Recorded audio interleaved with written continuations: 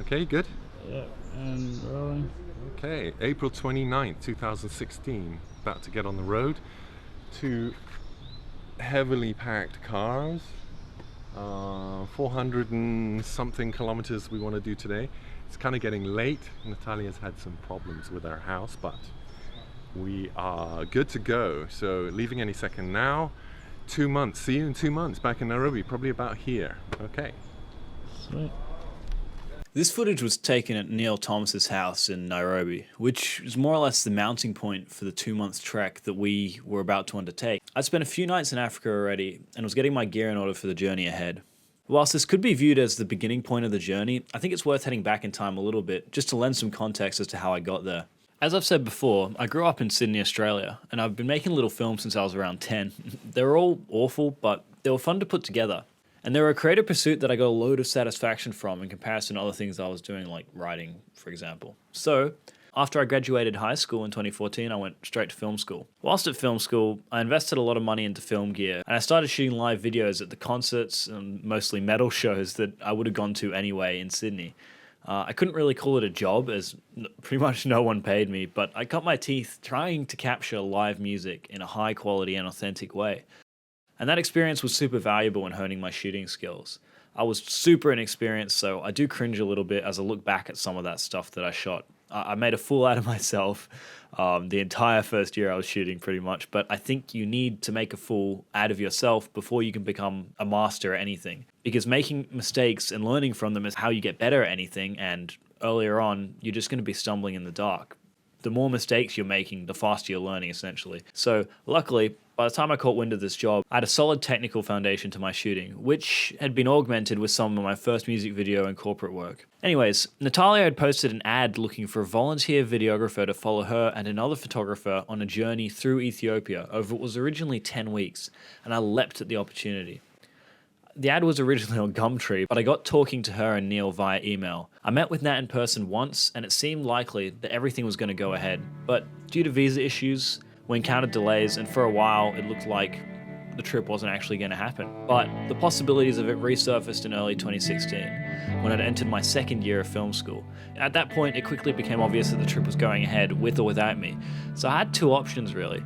I could defer my course at film school and go overseas, or I could stay at film school and, not go to Africa, but finish my education. Abandoning my degree in progress didn't seem like the smartest move, but I knew I'd be kicking myself forever if I chose not to go. There was also an emotional context behind the choice to leave.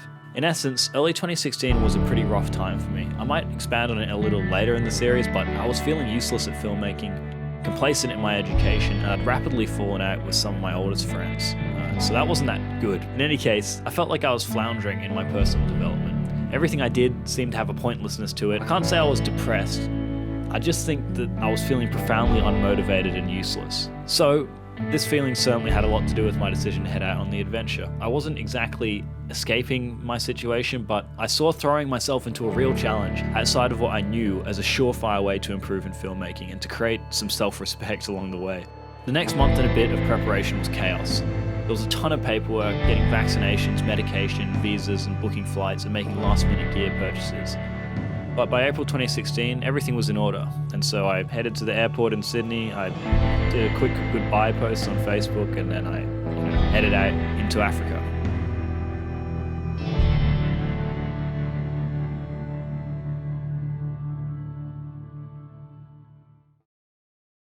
And so, after more than 24 hours of flying, I ended up at Jomo Kenyatta International Airport in Nairobi, which is the capital of Kenya. I got through customs, and I was quickly overwhelmed by the feeling that I was in way over my head. It was a blistering 40 degrees. I didn't know where my driver was. I didn't know where the car park was meant to be, and everyone was speaking Swahili. There was very little English going around. So after around 10 minutes of panic, Neil's driver ended up finding me. And so that was a huge relief. He drove me to Neil's house, and that more or less brings us up to date. That's how I got started on this whole thing.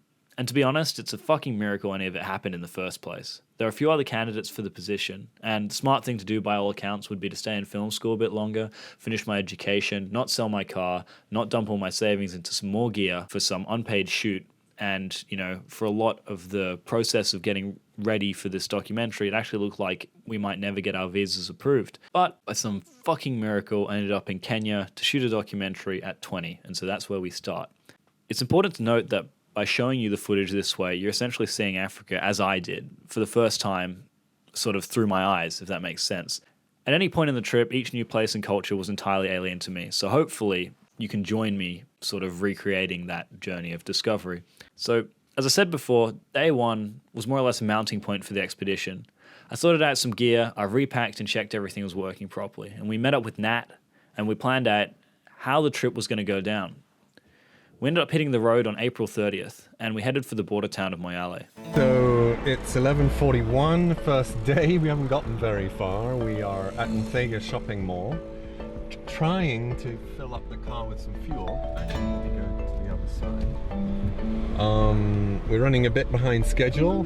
We've got 522 kilometers to go, but we're all good. It's exciting. I'm so excited. We're ready to go.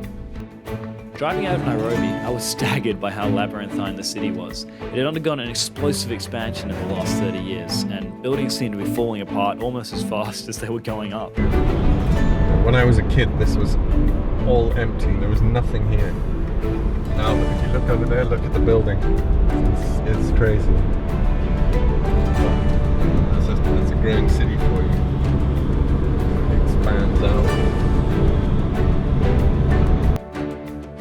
I was told by Neil that this was a pretty normal signature of urban development in Africa due to a lack of regulatory oversight and bad government and, a lack of resources as well.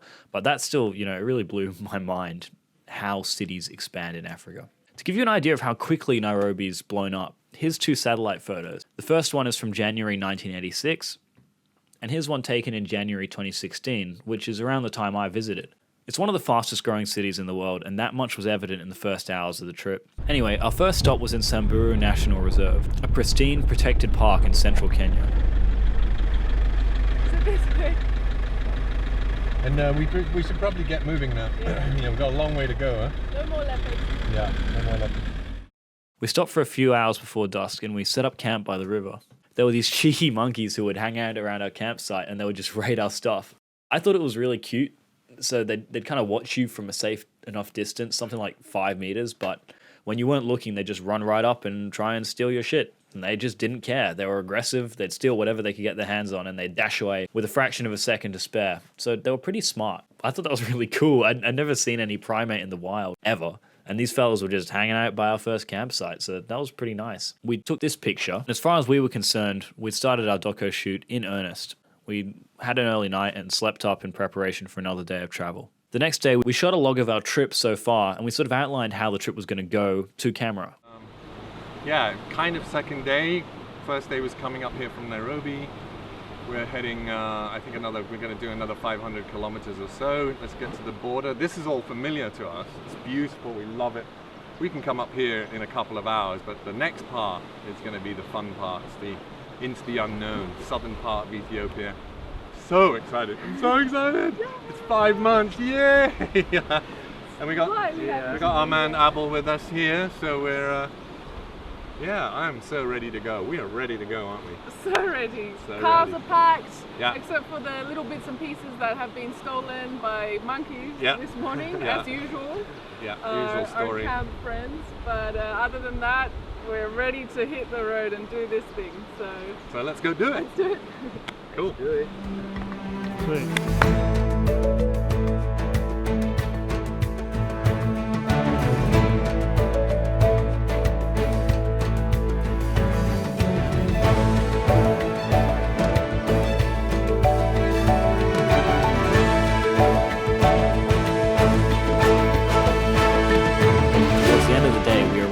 In the border town in Moyale, and we got all of our paperwork sorted out on the Kenyan side of the border. But when we rolled over to the Ethiopian side, we found out that the entire immigration office was vacated and the officials were apparently on some sort of holiday.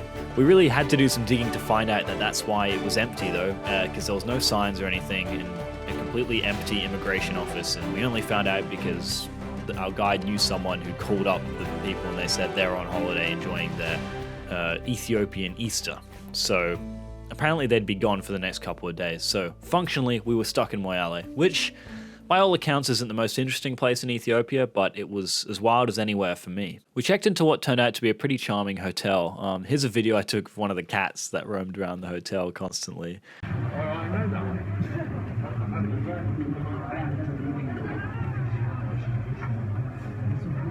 Oh, look how pretty! His eyes, dude. And here's a picture of the entrance. It was pretty nice.